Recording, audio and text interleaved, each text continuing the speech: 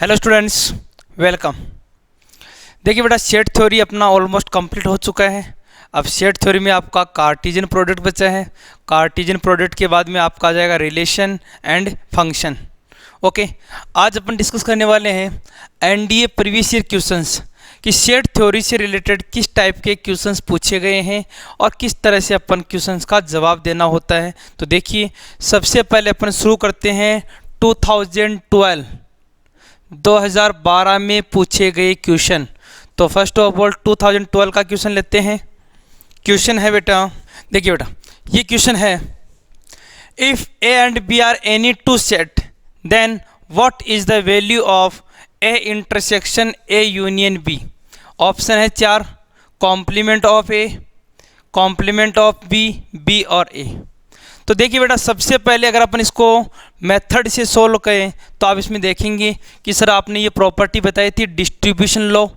तो distribution law के according अगर इसको हम लिखेंगे तो ये आएगा A intersection A union A intersection B. अब ए और ए का इंटरसेक्शन क्या होता है बेटा, ए यूनियन, ये क्या है, ए इंटरसेक्शन बी। ध्यान से देखिएगा, ये है ए और बी में कॉमन और यहाँ पर है ए और बी में कॉमन और यहाँ पे है ए। तो इन दोनों का जो फाइनली रिजल्ट आ जाएगा वो क्या आ जाएगा आपका, ए। क्या आ जाएगा बेटा, ए। क्यों? क्योंकि ये जो है वो ए और बी में कॉमन जो है वो वैल्यू आएगा। अब कॉमन कुछ भी आओ, कुछ भी आओ कॉमन, अगर इसका ए के साथ यूनियन ले लेंगे तो क्या आ जाएगा बेटा, ए आएगा कि नहीं आएगा।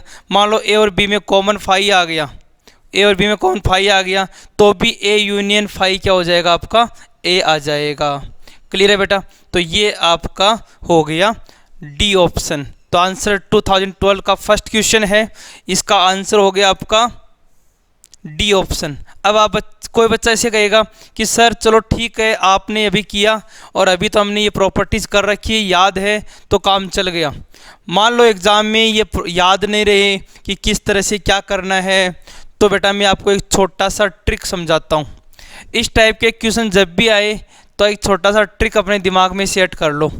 क्या ट्रिक सेट करना है, ऐसे मान लो कि कोई डाइस को उछालते हैं, पासिए को अपन उछालते हैं तो ये 6 इवेंट आते हैं। ये 6 इवेंट लिख दिए, कोई भी ली अपनी मर्जी से। ए मान लो अपनी मर्जी से, कोई भी मान लो बेटा, कोई भी सेट मान लो अपनी मर्जी से। बी मान लिया, मान लो 4 5 6, ठीक है, 2 सेट मान लिए, अपनी मर्जी से कुछ भी मान लीजिए आप। ठीक है, अब जो जो इसने कहा है इसके अकॉर्डिंग देख लो। सबसे पहले इसने कहा ए यूनियन बी, तो ए और बी का यूनियन लोगे तो क्या आएगा बेटा, ए यूनियन बी। ध्यान से देखो, आप कहेंगे सर 2 आ जाएगा, 3 आ जाएगा, 4 आ जाएगा, 5 आ जाएगा, 6 आ जाएगा। अब ए यूनियन बी और ए में कॉमन, तो इन दोनों में कॉमन क्या है, तो आप इन दोनों में कॉमन जो आएगा वो आएगा 2 3 4, 2 3 4। अब ये 2 3 4 किसके इक्वल है बेटा, ए के इक्वल है। तो अपना आंसर क्या हो गया आपका, ए हो गया। बात समझ में आई। आप चेंज कर सकते हैं, कोई जरूरी नहीं 2 3 4 लो, आप 1 2 4 5 कुछ भी ले सकते हैं अपनी मर्जी के अकॉर्डिंग। बट ये जो अपन इसके अकॉर्डिंग सिंप्लीफाई करेंगे तो आपका वही आंसर आएगा जो ऑप्शन में गिवन है। क्लियर है बेटा। तो ये हो गया आपका first question. Okay, now second question.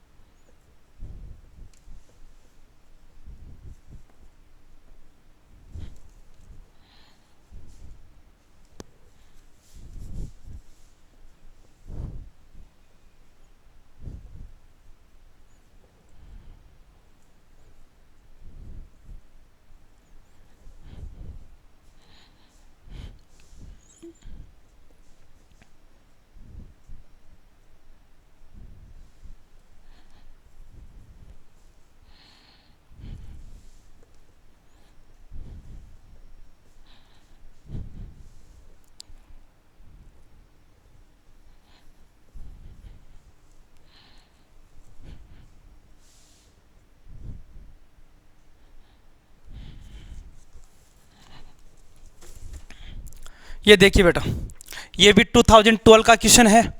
Late A x is a square of natural number and x less than 100। कहने का मतलब x एक ऐसा नंबर है जो स्क्वायर की फॉर्म में है, कोई भी नेचुरल नंबर का स्क्वायर है और 100 से लेस है। b is set of even number, b क्या है? इवन नंबर का एक सेट है। Okay, what is cardinality of a intersection b, a और b में कॉमन कितने एलिमेंट आएंगे? कार्डिनलिटी का मतलब टोटल नंबर ऑफ एलिमेंट कितने होंगे दोनों के कॉमन के अंदर। तो फर्स्ट ऑफ ऑल आप क्या लिखेंगे सर? ए का मीन्स है x एक ऐसा नंबर है जो स्क्वायर है और 100 से लेस देन है। तो आप बोलेंगे सर 100 से लेस देन और स्क्वायर तो 1 हो सकता है, 1 का स्क्वायर 1, इसके अलावा 2 का स्क्वायर 4 हो सकता है, 3 का स्क्वायर 9 हो सकता है, 4 का स्क्वायर 16, 5 का स्क्वायर 25, 6 का स्क्वायर 36, 49 एंड 64 एंड 81, यही तो हो सकते हैं स्क्वायर जो 100 से लेस देन है। ओके, बी क्या बोल रहा है यहाँ पे? बी बोल रहा है सेट ऑफ इवन नंबर। अब इवन नंबर आने चाहिए। अब इवन नंबर तो अपन जानते हैं क्या होते हैं, 2, 4, 6, 8 ये चलते हैं। अब आप देखिए दोनों में जो कॉमन है, अब कॉमन क्या आएंगे? अब आप कॉमन इवन है वो आ जाएंगे। एक तो 4 आ जाएगा, एक 16 आ जाएगा, एक 36 आ जाएगा, एक 64 आ जाएगा। बोले आएगा नहीं आएगा? तो 4, 16, 36, 64, तो ये तो हो गए एलिमेंट। अब ये पूछा है कार्डिनलिटी का मतलब कितनी संख्या होगी जो इन दोनों में है। तो आपको सर 1, 2, 3, 4, तो कितने नंबर आएंगे टोटल? 4। तो ए में कितने हो गए? 4। बहुत सिंपल है। तो आपको चाहे रोस्टर फॉर्म गिवन हो, इसके अलावा चाहे सेट बिल्डर फॉर्म गिवन हो, आपको जैसा इंफॉर्मेशन गिवन है उसके अकॉर्डिंग सेट बना लिया। और इंटरसेक्शन पूछे तो इंटरसेक्शन, यूनियन पूछे तो यूनियन, जो पूछेगा उसके अकॉर्डिंग अपन सिंप्लीफाई कर देंगे। ये भी 2012 के पेपर में पूछा हुआ क्वेश्चन है। ठीक है बेटा, इसके बाद नेक्स्ट क्वेश्चन है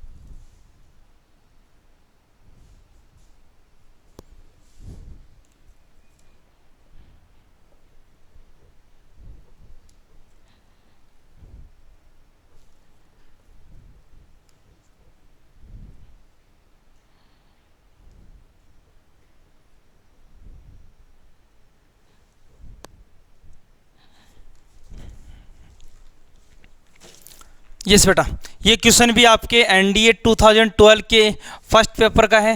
क्वेश्चन है let universal set x, x क्या है? Natural number n and lie between 1 to 10। कहने का मतलब नेचुरल नंबर है जो 1 से 10 के बीच में है।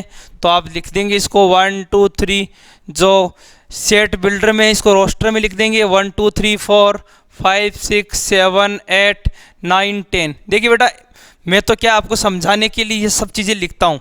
आप लोगों की इतनी हैबिट हो जानी चाहिए कि जैसे जैसे आप प्रैक्टिस करते हो इन सब को लिखने की कोई ज़रूरत नहीं है, आप डायरेक्टली भी कर सकते हैं।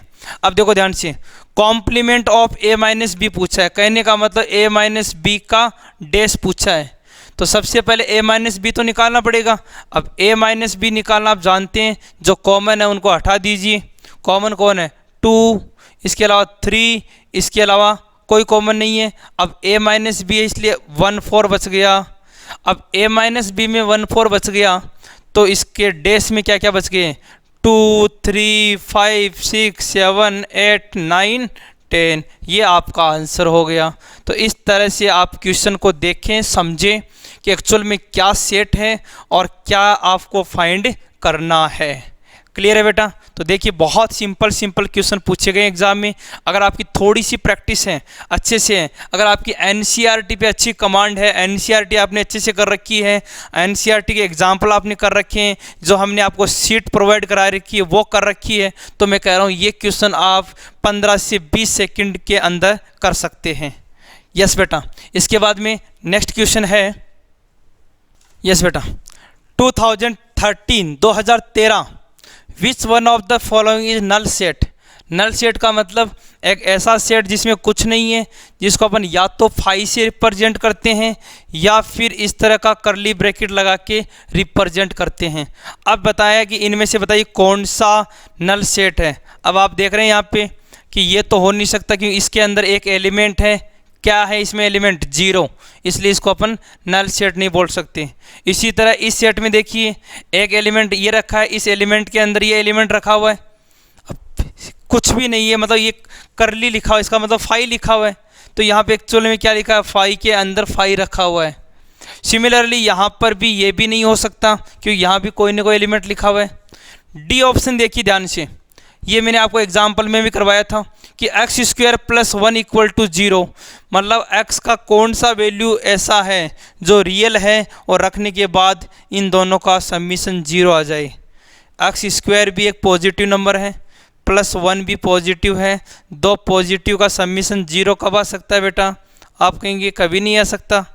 x रियल है तो कभी नहीं आ सकता। कहने का मतलब अपन ऐसे बोल सकते हैं x² + 1 0 है तो x² = -1, x = -1 का रूट, इसका मतलब इट इज़ नॉट रियल, ये रियल नहीं है, और रियल नहीं है it means that is phi, it is null set.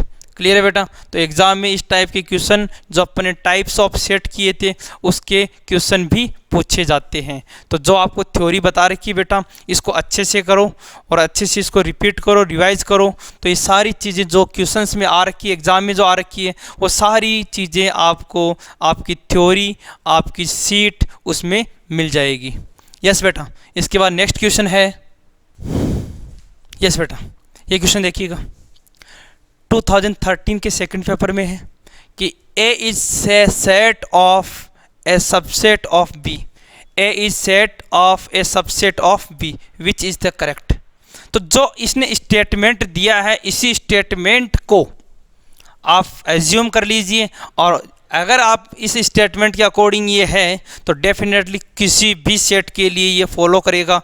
तो आप हमेशा की तरह वो जो मैंने बताया था यूनिवर्सल सेट दिमाग में रखो, 1 2 3 4 5 6, एक कोई भी सेट ले लो, जैसे मान लो 1 2 3 ले लिया, अब B 1 2 3 4 5 ले लिया।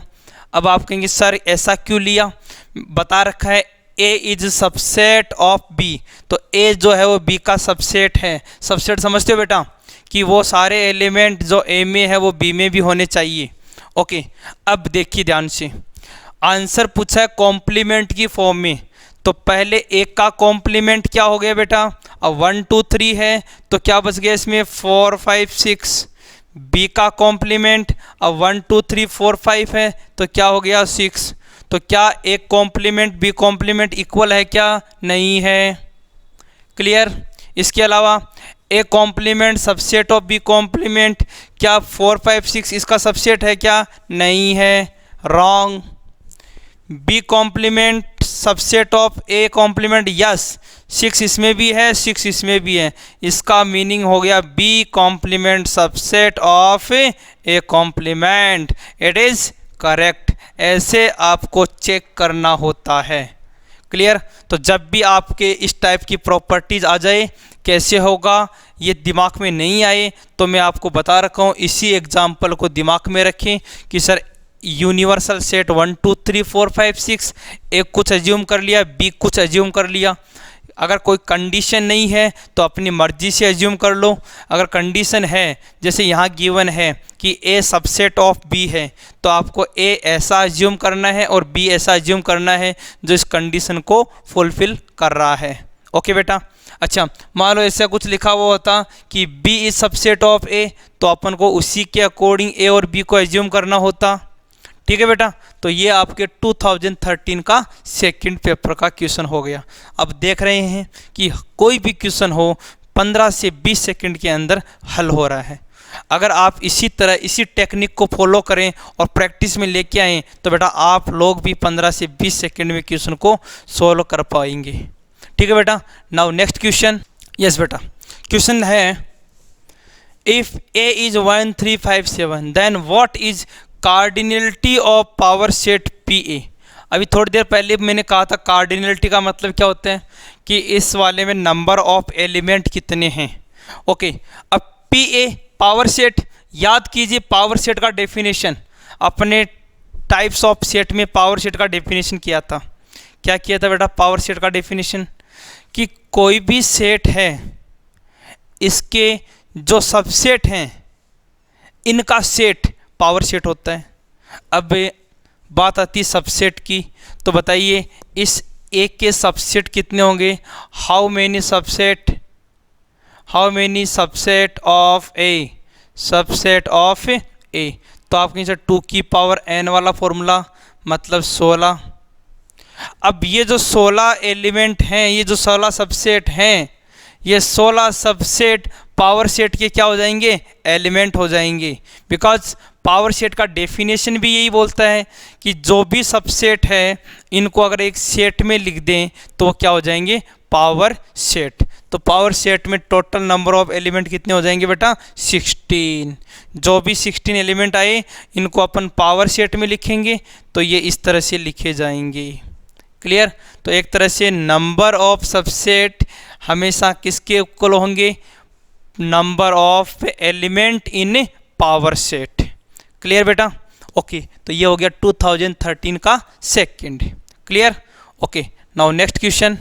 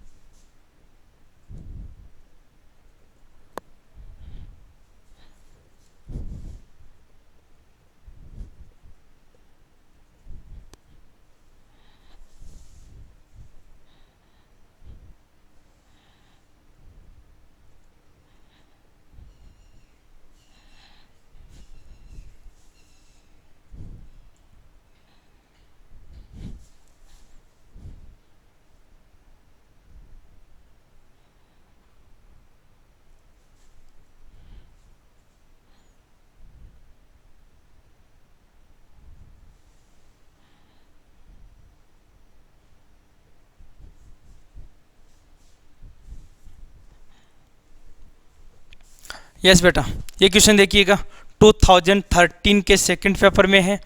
विच one of the following is an example of non empty set. Non empty set का मतलब जो फाई नहीं है, जो आपका वॉइड सेट नहीं है, जो नल सेट नहीं है, वो आपको बताना है। तो देखिए बेटा, मैं वही एग्जाम्पल्स करवा रहा हूँ जो मैं पहले डिस्कस नहीं किए। जो क्वेश्चन या जो एग्जाम्पल वो पहले डिस्कस कर चुके हैं, प्रीवियस ईयर वाले हो चाहे कोई भी हो, मैं उनको दोबारा से नहीं कर रहा। जैसे कि वेन डायग्राम है, तो वेन डायग्राम अपन ऑलरेडी पिछले वाले सेक्शन में कर चुके हैं अच्छे से, चाहे 3 के लिए हो चाहे 2 के लिए, तो मैं वेन डायग्राम के क्वेश्चन नहीं करवा रहा। और आपको बता दूं, जो सेट थ्योरी टॉपिक है इसके क्वेश्चन या तो प्रॉपर्टी बेस या टाइप्स ऑफ सेट या फिर वेन डायग्राम के आते हैं। और इवन एनडीए में एक बार 4 से 5 क्वेश्चन भी आ जाते हैं, कई बार 2 क्वेश्चन आते हैं, 3 आते हैं, बट मैक्सिमम 5 क्वेश्चन तक पूछे गए हैं सेट थ्योरी से। तो आप वेन डायग्राम के क्वेश्चनों को बेटा बहुत अच्छे से तैयार करें और बहुत अच्छी प्रैक्टिस करें। ओके बेटा, तो यस क्वेश्चन है set of all prime number, set of all prime number, prime even number, prime even number. तो बेटा आप बताइए क्या कोई ऐसा नंबर है जो इवन नंबर भी है और प्राइम नंबर भी है? तो आप कहेंगे यस सर, दुनिया में एक नंबर ऐसा है जो इवन के साथ साथ प्राइम भी है और दैट इज 2। इसका मतलब पहले ही ऑप्शन में हमने देख लिया कि एक आंसर आ रहा है 2, तो यही आपका करेक्ट हो गया कि नन एम्प्टी सेट। इसका मतलब इस वाले का आंसर हो गया ए, क्योंकि यह जो है वो नन एम्प्टी सेट है 2। अब जनरली बच्चे क्या याद रखते हैं कि सर प्राइम नंबर ऑड होते हैं, बट याद रखना इस चीज़ को, 2 जो है इसको भी प्राइम नंबर काउंट करते हैं, प्राइम नंबर भी है साथ के साथ में इवन भी है। ओके, नेक्स्ट बी में x square minus 2 0, x is rational. अब आप कहेंगे सर एक्स स्क्वायर माइनस 2 0 है तो x square equal to 2, x equal to √2 हो गया प्लस माइनस, तो ये तो रेशनल का, ये तो इरेशनल हो गया। इसका मतलब बी क्या है? नल सेट, बी में कुछ नहीं है phi. C x is a natural number, x एक ऐसा नेचुरल नंबर है जो 8 से छोटा है और 12 से बड़ा है। क्या कोई नंबर एक साथ 8 से छोटा और 12 से बड़ा हो सकता है क्या? अरे मैं कहूँ कि आपकी एज 8 साल से छोटी और 12 साल से बड़ी, ऐसा हो सकता है क्या? एक चीज़ होगी, या तो 12 साल से बड़ी होगी या 8 से छोटी होगी, लेकिन दोनों बातें एक साथ नहीं हो सकती, दोनों बातें एक साथ नहीं हो सकती। इसका मतलब जो ऑप्शन सी है, ये ऑप्शन सी भी क्या हो गया आपका? कैंसिल, बिकॉज ये भी क्या है आपका? नल सेट है। Okay, D x is a point common to 2 parallel line. अरे भाई, जब लाइंस पैरेलल है तो 2 लाइनें पैरेलल है, कभी नहीं इंटरसेक्ट करेगी, कभी नहीं काटेगी, इसका मतलब कॉमन पॉइंट नहीं आएगा। तो 2 पैरेलल लाइन में कभी भी कोई भी कॉमन पॉइंट नहीं आएगा। इट मीन्स ये भी क्या हो गया? नल। तो ये 3 आंसर नल है और जो ए ऑप्शन है that is non empty set. तो ये आपका हो गया ए आंसर। करेक्ट है बेटा? ओके, एक दो क्वेश्चन और देख लेते हैं। देखिए नेक्स्ट क्वेश्चन,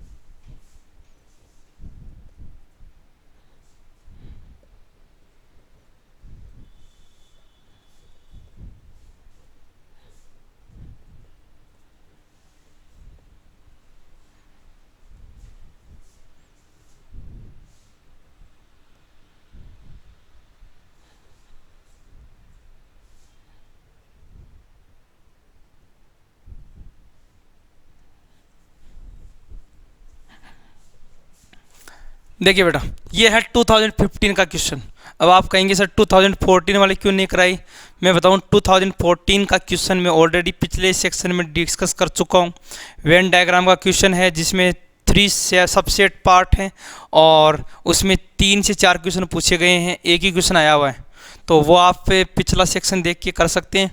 2015 में है in a class 60 student 45 student like music. तो देखिए ध्यान से, एक क्लासरूम है, मान लीजिए क्लासरूम है, इसमें 60 टोटल बच्चे हैं, इसमें से 50 बच्चे क्या करते हैं? 50 स्टूडेंट म्यूजिक को लाइक करते हैं और 45 जो है 45 तो म्यूजिक को करते हैं लाइक, और 50 स्टूडेंट जो हैं वो डांसिंग को लाइक करते हैं।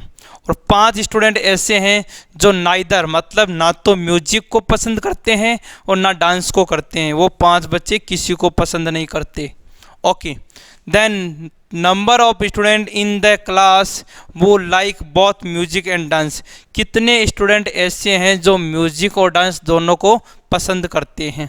तो देखो बेटा, सबसे पहले अगर अपन बिना कोई मेथड, बिना कोई फॉर्मूला ऐसे दिमाग लगाएं कि भाई 50 तो डांसिंग में और 45 म्यूजिक में, तो 50 और 45 कितने हो गए? 90 हो गए, 95 हो गए। अब 95 में तो 5 तो वो कुछ भी नहीं करते, ना तो डांस करते ना म्यूजिक, इसका मतलब 5 को हटा दो, कितने हो गए? 90 हो गए।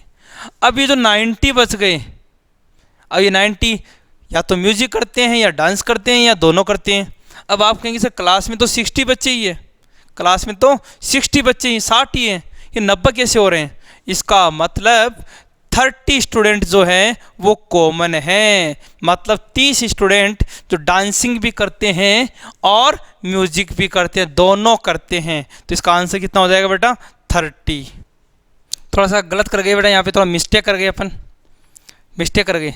45 म्यूजिक और डांसिंग में ये, और 5 ये कभी कोई भी यूज नहीं करते। तो एक तरह से टोटल कितने स्टूडेंट हो गए? 45 + 50 + 5, ये हो गए बेटा 100 हो गए, 100 हो गए टोटल।